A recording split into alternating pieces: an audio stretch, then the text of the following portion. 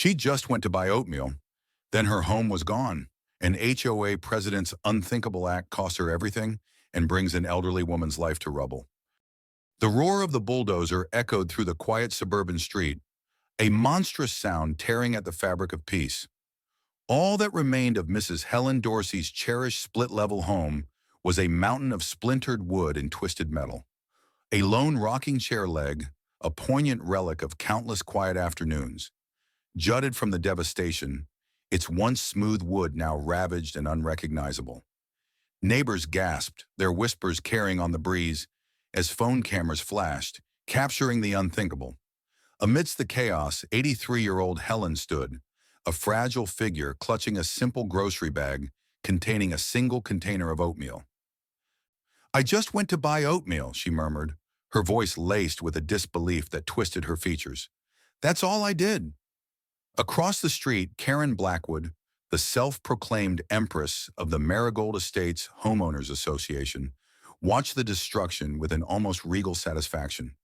Her ever-present clipboard was clutched in one perfectly manicured hand, a grande iced coffee in the other, as she nodded approvingly, as if personally orchestrating some grand, inevitable conquest.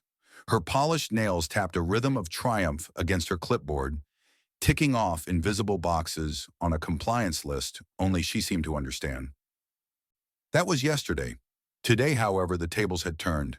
She sat opposite me in court, a stark shadow of her usual tyrannical self, and for the first time in her relentless campaign of neighborhood terror, the pen was not in her hand, nor was she dictating the shots. What a glorious feeling. "My name is Michael Dorsey. I'm a quiet guy, a software engineer who mostly works from home. I don't dabble in competitive gardening, nor do I partake in the endless gossip that swirls through our community. And arguing over property lines or fence heights? Absolutely not my style. My mother, Helen, had recently moved in with me in Marigold Estates after a hip replacement left her unable to navigate the stairs of her old place. Her doctor insisted she needed someone close during recovery, and as her only son, I didn't hesitate to bring her home. One afternoon, while she was back at her old house gathering a few more treasured belongings, I let her park her trusty 2003 Toyota Camry in my driveway.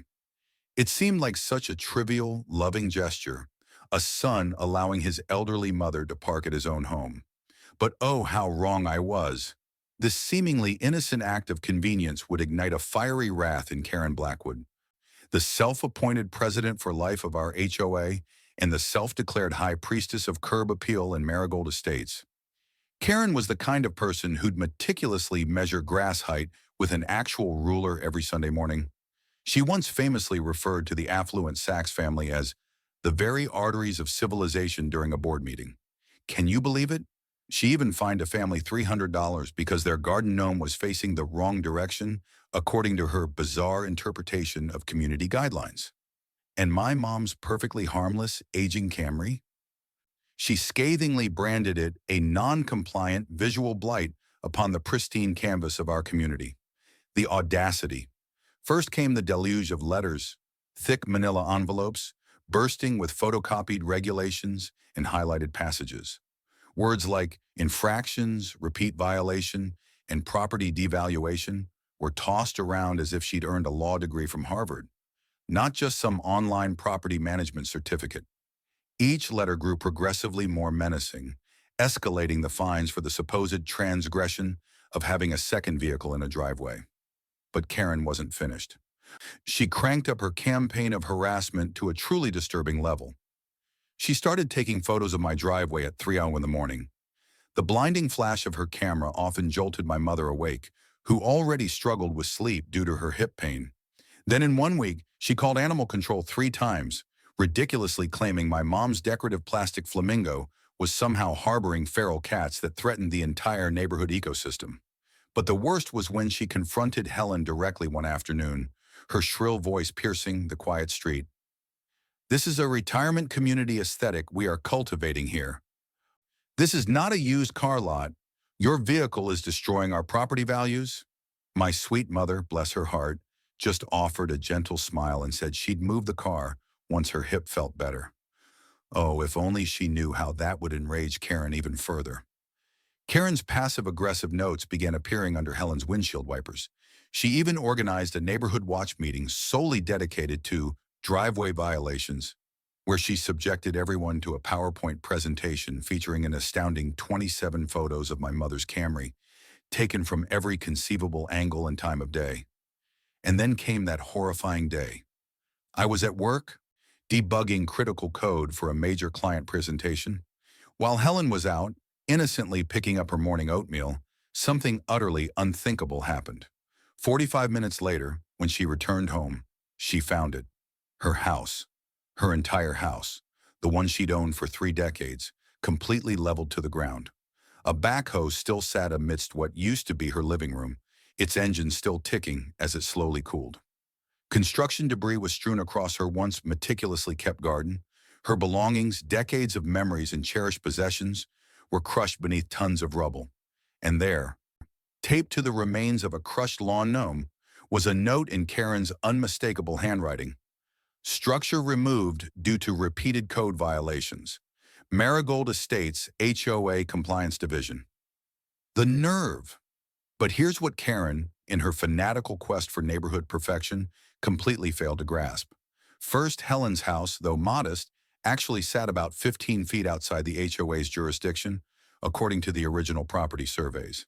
Second, the demolition company had been hired using utterly falsified documents, bearing forged signatures, including mine, which I had never, ever given.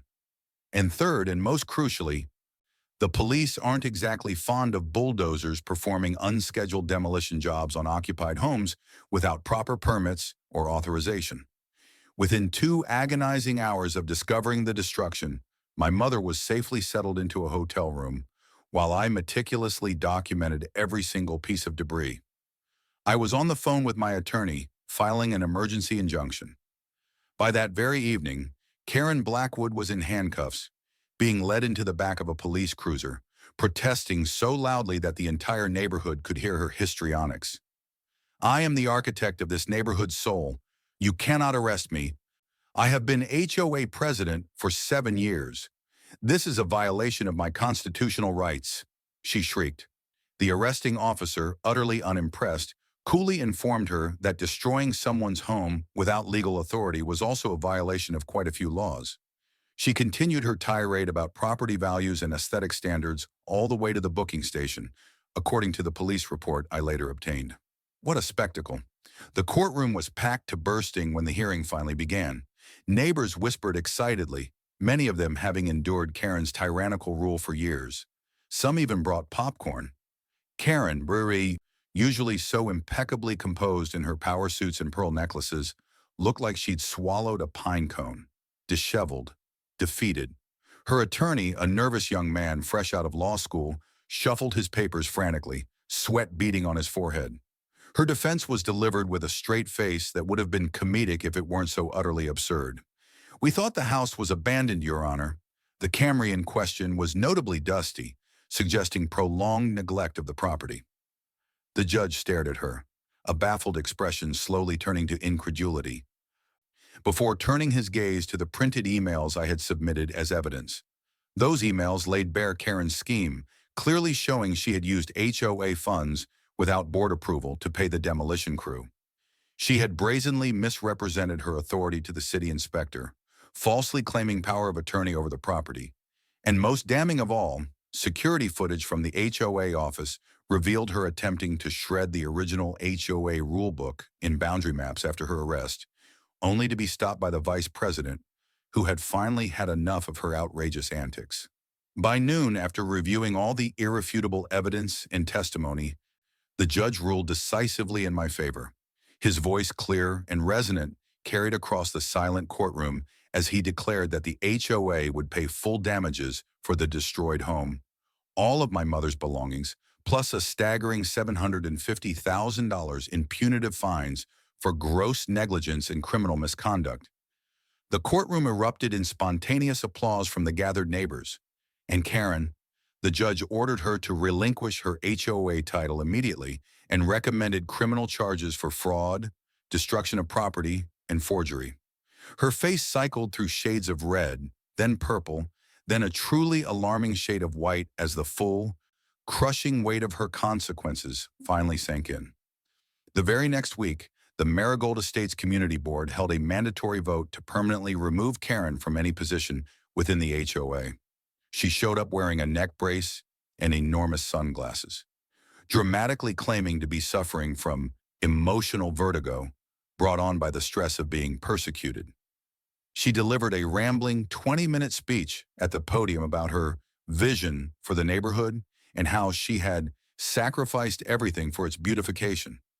When the votes were tallied, she received exactly 0 votes to retain any position. Not even her usual allies on the board supported her after learning about the forged documents and blatant misuse of funds. The board then unveiled their new policy. All decisions would now require a vote by a quorum of at least 5 board members. No more solo power trips. No more unilateral decisions about fines or violations. What a relief. As her final, ultimate humiliation, the judge ordered Karen to personally present Helen with a settlement check for an astounding $1.3 million right in front of local news cameras. The HOA insurance had to cover it, which meant every household would face increased fees for years, but every single neighbor agreed it was a small price to pay to see Karen brought so low. My mother, with a twinkle in her eye, showed up to the check presentation wearing designer sunglasses and a custom-made t-shirt that boldly declared, "Parking is not a crime." Karen's hands visibly trembled as she handed over the oversized check, the news cameras rolling mercilessly. Her prepared apology statement came out as a strangled whisper, barely audible. The local news ran the segment for 3 days straight, with the headline, "HOA President's Power Trip Costs Community Over $1 million." Her reputation in the community was utterly destroyed, beyond any hope of repair. The criminal trial commenced 2 months later. The prosecutor meticulously presented damning evidence of fraud, forgery, destruction of property, and misuse of fiduciary funds. Karen's defense attorney feebly attempted to argue diminished capacity due to stress, but the methodical, premeditated nature of her crimes was undeniable. The jury deliberated for less than 2 hours before returning guilty verdicts on all counts. The judge sentenced her to 3 years in a minimum security prison and ordered her to pay an additional $200,000 in restitution. Karen fainted outright when she heard the sentence, having to be carried out of the courtroom on a stretcher. Justice finally had been served. What a monumental downfall.